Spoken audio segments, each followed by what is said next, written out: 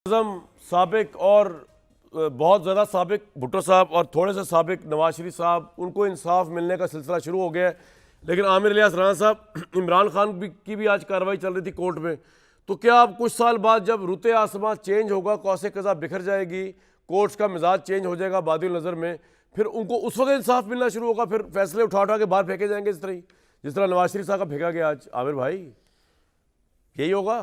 देखें, हमारी बदकिस्मती है ना कि हम इस तरह की गुफ्तगू करने पे मजबूर हैं। अभी जब अहमद अवैस साहब बात कर रहे थे कि नवाज शरीफ से पहले भी लाइफ टाइम दी गई सज़ाएं लोगों को 62(1)(f) में, मैं पूछ सकता था उनसे कि फैसल वावडा के लिए क्या रियायत उमर अता बंदयाल साहब ने की थी कि अगर आप तस्लीम कर लें हम आपको माफ़ कर देंगे, वन टाइम नायल कर देंगे। क्यों जी? ये पंचायती और तशरीही आइन, क्यों कोई ये खाला जी का वेड़ा था या पाकिस्तान का आइन था कि एक बंदे पे लगा दें दूसरे पे लगा दें? आगे पीछे आप यही कहते रहे कि जनाब ये लाइफ टाइम नहीं होनी चाहिए, और जब वक्त आया तो आपने वावडा साहब को रियायत दे दी। ठीक है, आपकी मर्जी, क्योंकि आप आइन और कानून पे तो नहीं चल रहे थे ना, आप तो गपशप पे काम चला रहे थे। आप 63A को रीराइट करें तब आपका मर्जी, आप जाते हुए फैसले महफूज करके बैठ जाएं। ये आप ऑरेंज ट्रेन पे देख लें, पहले स्टे दिया 1 साल, फिर जब फैसला महफूज कर लिया तो 9 महीने फैसला नहीं दिया। वो पाकिस्तान के पैसे इमरान खान के साथ नाइंसाफी हो रही है कि नहीं? आमिर भाई ये बताए ना, हो रही है कि नहीं हो रही? आज की इमरान खान साहब आज इमरान खान साहब बहुत मुश्किल में हैं। उन्होंने स्टेट के ऊपर जो हमले कराने के उनके ऊपर इल्ज़ामात हैं, कोर कमांडर और फार्मेशन कमांडर कह चुके हैं, वो उससे माफ़ी मांगने को तैयार नहीं है, लिहाजा उनको ये सारी चीज़ें फेस करनी पड़ रही हैं।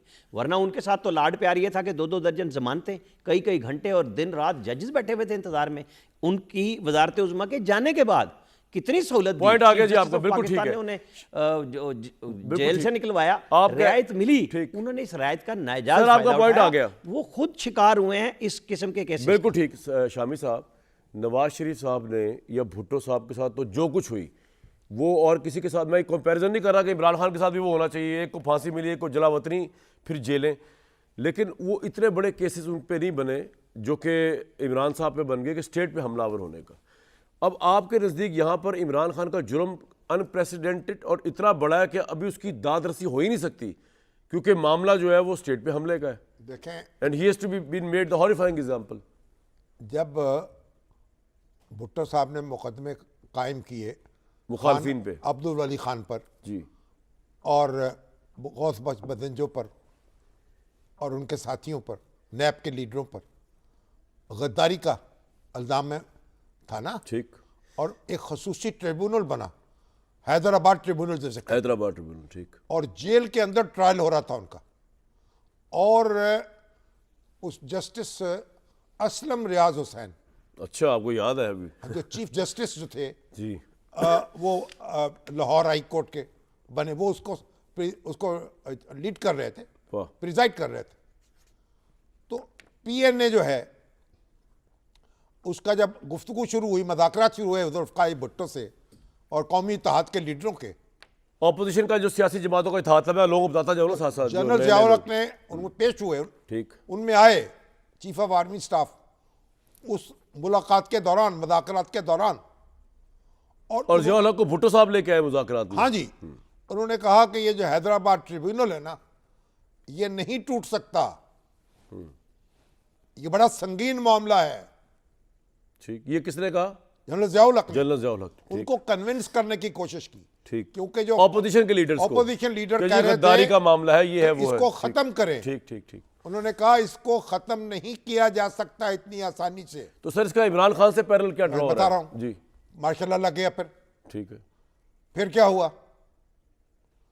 जनरल ज़ियाउल हक आ गए, अब्दुल वली खान बीमार हुए, उनको CMH मुंतकिल कर दिया गया, वहां उनकी मजाज पुरसी के लिए आए, तो वो जुमला हिस्टोरिक बताएं जरा लोगों को। तारीखी जुमला बोला वली खान ने ज़ियाउल हक को कहा, जी, उन्होंने कहा जनरल साहब कबर एक है और आदमी 2 हैं, या आप या वो, या आप या भुट्टो, ठीक। और उसके बाद हमने देखा वो हैदराबाद ट्रिब्यूनल टूटा, वो ऑपोजिशन बाइज्जत बरी हुई, नहीं रिहा हुई, अब्दुल वली खान उनके साथी रहा हुए, वाह, उनको बहाल किया गया, बलोचिस्तान में अमन चैन हुआ।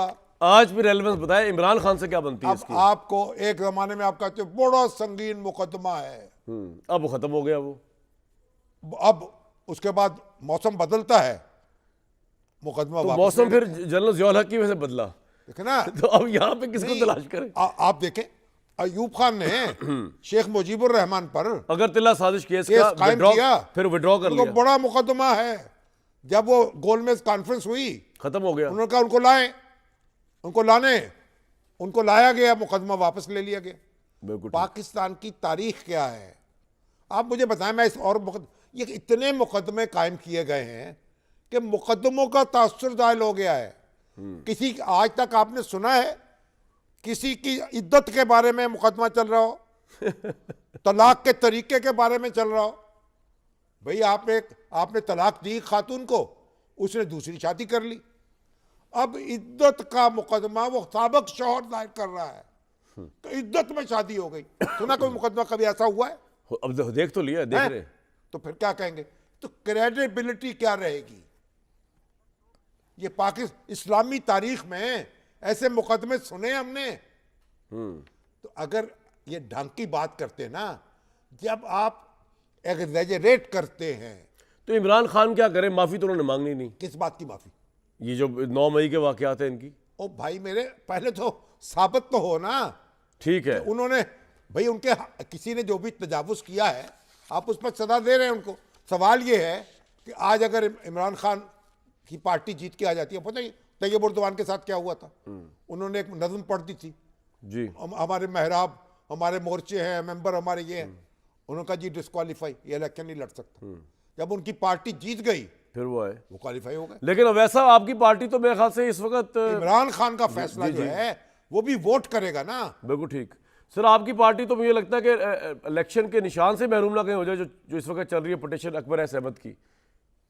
ये देखे ना, अभी आपने देख ही लिया, तारीख के जुल्म भी आपने देख लिए, और तारीख का जो मुअर्रख है उसका जालिम कल्म जो है वो सच्चाई की बात लिख देता है, और आज नहीं पढ़ी जाएगी तो कल पढ़ी जाएगी, और जब पढ़ी जाएगी तो फिर ये बातें जैसे रिडाइट हो रही है, इससे उस फैसलों के मुतालिक दोबारा कहा जा रहा है कि देखा जाए, सुना जाए।